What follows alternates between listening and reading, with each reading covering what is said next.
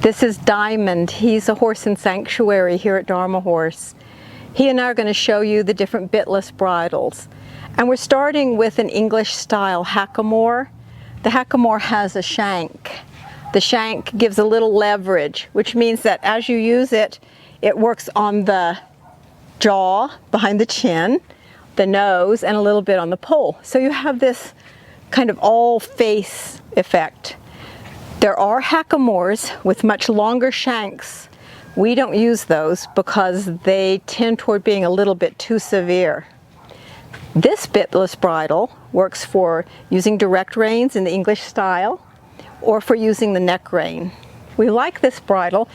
It's just a regular old head stall from an English style bridle, and it's hooked onto the hackamore nose piece.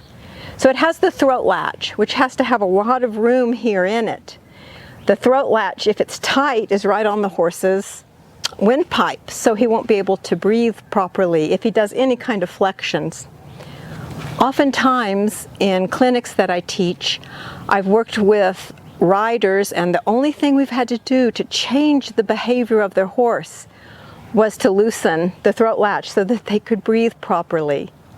So this bridle is a decent bitless bridle to use on the horse. It has that little bit of severity, and it's not necessary with a lot of horses. So I'm going to change to a different style. What I'm getting now is a side pull style bridle. This is made by Linda Tellington Jones. It's called a Lindell. And I'm going to put the reins over. When you bridle a horse, have the reins over so you're not going to step on them. He's not going to step on them. You have a little bit of connection with him with the rein over his neck. Then I'm going to undo the throat lash. Look what I did there. So that I can slip it over his ears. I'll take the entire bridle over his ears. Oh, good man, gently, one ear at a time. Set this bridle aside. Thank you, Diamond. My good man. Right hand up between the ears. Do your bridling and your work with the horse with his equipment on the left side, because most things are made to adjust and buckle on the left, including your halter. I just capture his nose, put the off ear in, then the near ear. Make sure that I have everything smooth and adjusted. This side pull style bridle has a jowl strap instead of the throat lash. And I can put it quite snug so that it keeps the bridle itself, I just tuck it there, from pulling up into his eye. This, because it does not go over the windpipe, can be quite tight. We have the nose piece. There's no leverage. We have it directly, the rein on the side. So you can do a little directing this direction. Oh, good man, it's all good. Little directing this like this. This is the type of bridle that I start all the young horses in. Back a step. Thank you, good man. This makes sense to them. If you've been working with them in a halter, you've been stopping them. If you have been asking them to turn to the side with the halter, then this is just the next step. Very comfortable, in my mind, the perfect bitless bridle. But there are so many options. And just like for us, every horse is different. Their personality, the shape of their head. When you're using the bitless bridles, you're using his feeling on the nose to tell him things instead of putting pressure on his mouth. I know, yeah, I won't put pressure on your mouth. So I'm going to take this one off. I'm going to start undoing it. Bring the reins up so they'll go with it. Oh, good man. And I'm going to show you a very different style of bitless bridle. This one, let me get the reins over your head. This was made very much like a rope halter. It's not our favorite one. Oops, I did it wrong. See how patient he is? Turn it. I had them twisted. Wouldn't have mattered. I could have untwisted it. Diamond, this way, my love. Thank you. And so then I put the reins over his head. and get this one ready to put on. Gather everything, get yourself set, make it right before you start trying to put it on the horse. Now this one ear at a time, gentle. If you had a bit there, you would let him gently, you would very slowly take it off and let him drop that bit. Good man. This is a lot like a rope halter. It's made as a bridle, but it's going to go over the nose. There you go, good man. And tie just like you would with the rope halter. I do a little different tie with this one. But what matters is that I get it adjusted. Yes, sir. And come through and get it aiming away from his eye.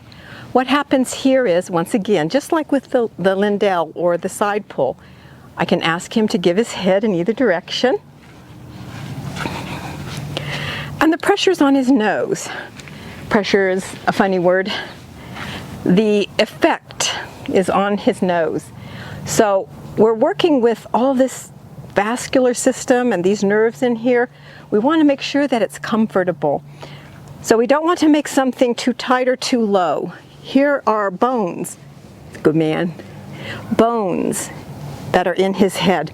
And then it becomes cartilage. If this thing is way down here, it'll hurt. It'll be on a much more sensitive area. Diamond has a thing with his eye, good man, which you may or may not be able to see, but his lower eyelid was torn loose before we got him, and no one did anything to heal it properly. So it wasn't sutured back. We've worked hard to get it to heal better and to not be actually touching his eye. So sometimes a little bit of head stuff is because he's unsure.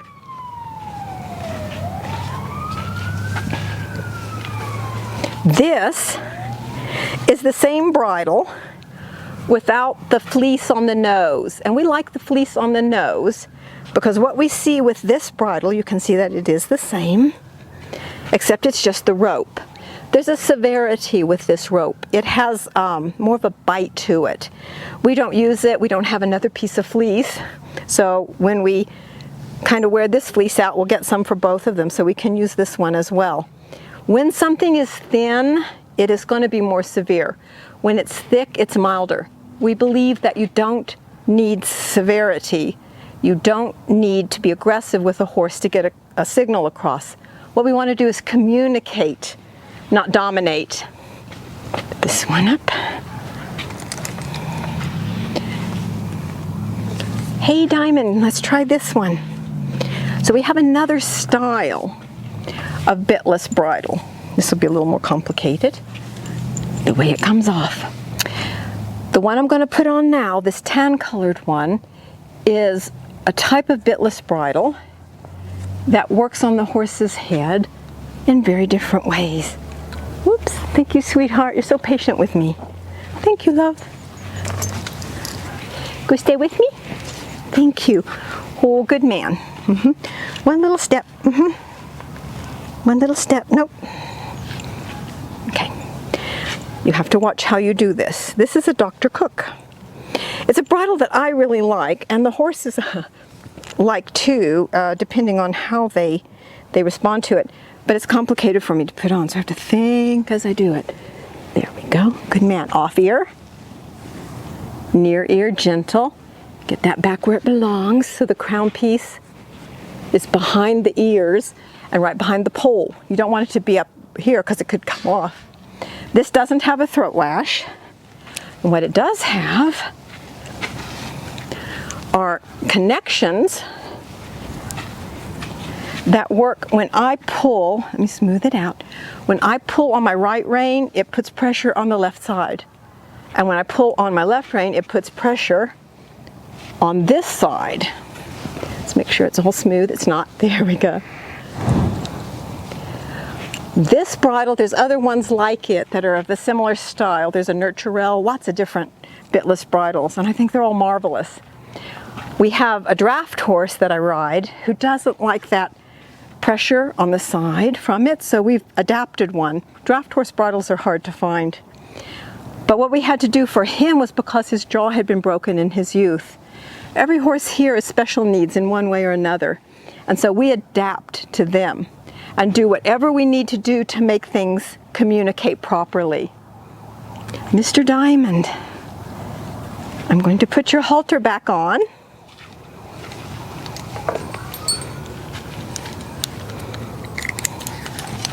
What a good man. Prepare ahead. Hold things ready. I go around, hold this. This does not have to be undone anywhere. Slip it. It's a little different bridle. Slip it over. Come off easy. And then capture his nose and buckle the halter. We don't use rope halters. We are just not fans of them. He's my good man. Let's turn. I'll be back.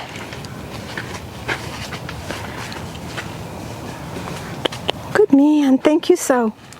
Let's hook him up safely, and I want to show you what we did with the Dr. Cook for the draft horse.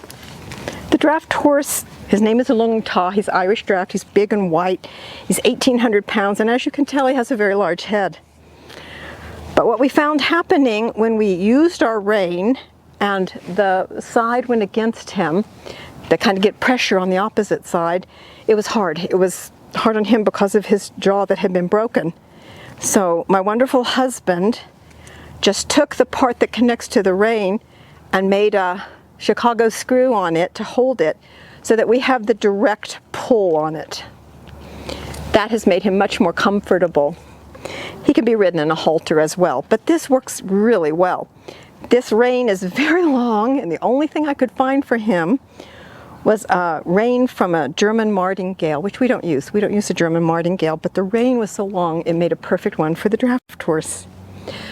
Got to stay flexible, help them. Do what you can to communicate. Whenever there's a problem, less is more. You go back and do something milder to communicate with the horse rather than make things severe so that you can dominate him. Thank you. This is Juniper. Juniper is a half draft, half Mustang, and she came to us not real long ago. She goes in a bit. So I wanted to show you the bridle with the bit. Juniper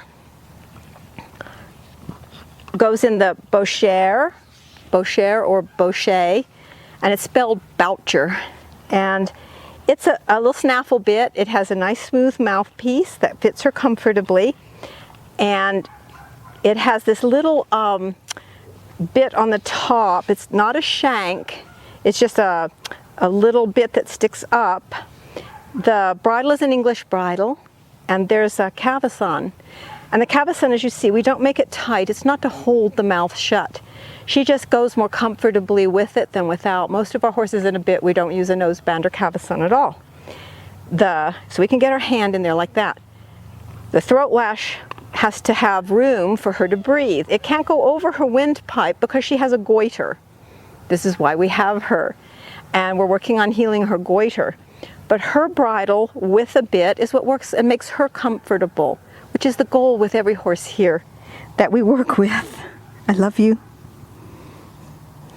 And she is very good horse for children and for beginners, and she's a horse I can go down the trail and give her some fun.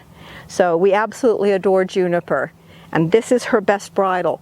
She doesn't care for the bitless bridle, so we adapt to the horse to make them comfortable, to be able to communicate, and to do what's best for them. Thank you.